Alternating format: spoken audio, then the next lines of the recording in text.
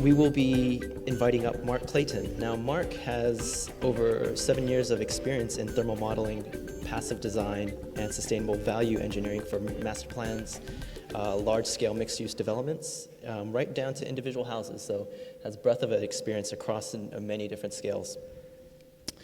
More recently, he has been consulting on building air infiltration for large commercial projects. Having built and lived in high-performing buildings, he has first-hand knowledge of what economical improvements deliver, resulting in comfortable and healthy buildings. He is also an owner-occupier. So please welcome Mark up to the stage. Thanks so much, Dan. Hi there, everybody. Yeah, so this is my first slide. So basically what I'm going to talk about today is a project which, it's our second project. We moved in about 6 months ago, and we opened the first project for a sustainable house over the last few years. So I think we'll just give you the first slide. So this is basically what we bought. I was searching the internet in February last year, and this building came up for sale, and I thought this would be a great thing to buy. We could build something cool here. And what really, I guess, attracted me to the block was the fact that it's the worst orientated block you can get. Basically because it's on a small north access. You enter from the north. We've got a massive western facade, which is fantastic for sustainable building. And the first house that we built, the Emily Street project, had fantastic northern aspect. And a lot of people said, yeah, but it's really easy to build a sustainable house. You've got the ideal block. So I was like, okay, park that. So I saw this on the Wednesday, went to auction on the Saturday, we bought it, and this is what we had. It was an old fibro place. It's about 100 years old, as you can see. Not particularly fantastic architectural merit. And unfortunately, you know, as much as I love to try and keep old buildings, this one had pretty much passed. So we knocked it over. The challenge was, can we build a sustainable house on a relatively good budget that will heat and cool itself on the worst orientated block, just so that when clients of mine come up to me and say, you can't build sustainable houses on this block, I can turn around and say, well, you kind of can. Here's the worst orientated block, let's go have a look. So if we jump to the next slide. So we're in a conservation area, so we had to make it kind of look old, which was fine. So we took the traditional 30 degree pitch roof, 8.2 stars. I know Lachlan was saying it's not all about the stars, and I probably agree with him to some degree, but the stars are certainly something which you've got to live within. We had deciduous trees on the western side, and we've got the courtyard here. We've got a deciduous vine. So when we started sort of thinking about how we're going to design this building, we went to the basics. Let's put the wet areas and the areas we're not going to use to the west. Let's put bedrooms to the east. That takes up a certain percentage of the block. Let's see what's left. Of course, because north is up the page, or to the right as you're looking at it, we obviously had to pop the roof there on the living area, which is, I guess, the main area where you spend most of your time. Build took about 7 months. We're owner builders. It was considerably challenging than the first build. And I think that was possibly because of the site, and secondly because of the design. So here's I guess the main living area.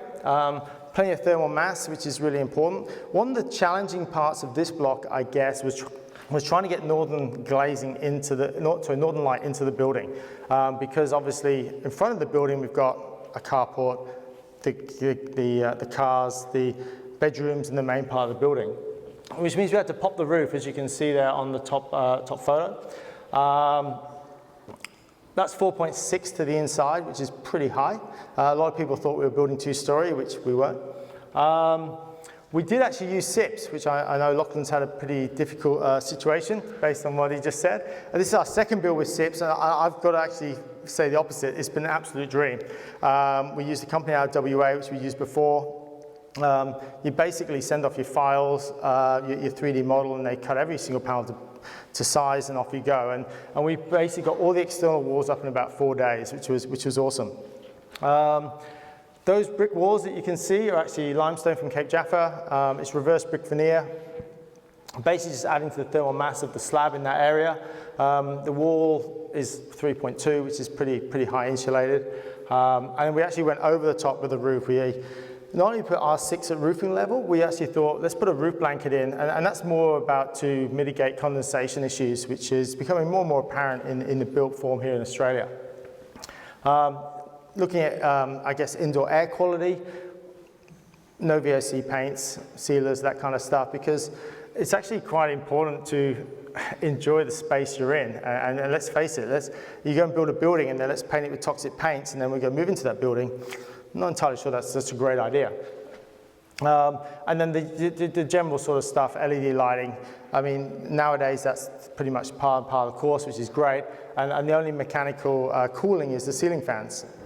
As we got further on into the build, had to get around to the point of building a carport. Now, the original plans for the carport was, let's just build a traditional carport. We'll put roof battens in, we'll put it in tin, then we'll put solar panels on the top. And I got to thinking, well, that sounds really, really cool. And then, of course, I jumped on Google, because everyone does, and I was just like, how about cool solar panels? And this image came up from a company, from a guy in New Zealand who had built a veranda, or at least an eave, out of solar panels. So I was just like, well, that sounds really, really cool. So Tom, who's here in the audience somewhere, there he is there, he's a mate of mine. I said, Tom, I want to build this carport out of solar panels. And he's like, are you kidding? I'm like, no. He's like, can we do it? He's like, yes. I think he was a bit hesitant, but nevertheless, he turned up on a Saturday, and this is the solar panel. So we went with the 6.2 kilowatts. It's running east-west. It has to kind of run east-west because we're on a north facade, and that's how the roof lines, we want to mix the roof lines in. But believe it or not, we installed it in April. We produced 3 times what we're using at the moment, which I think is pretty cool going through winter. 2 days ago, I checked it. We produced 25 kilowatts, and we're only using 4. So it's a massive positive building. Okay, so this is basically, because I'm into thermal modeling and stuff, I can pull the information out of the software.